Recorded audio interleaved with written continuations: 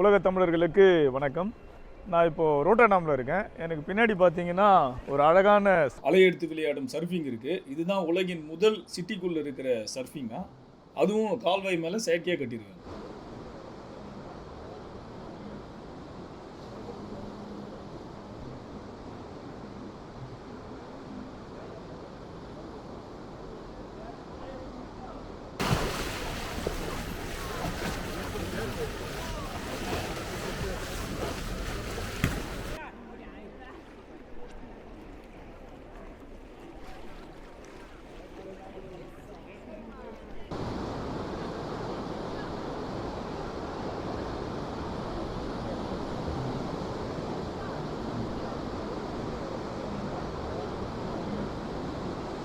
இது எதில் கட்டியிருக்காங்கன்னா கால்வாயில் கட்டியிருக்காங்க. அதான் இதோடைய சிறப்பு. நெதர்லாந்தில் நிறைய கால்வாய்கள் இருக்குது, அதை சுத்தமாக பராமரிக்கிறாங்க.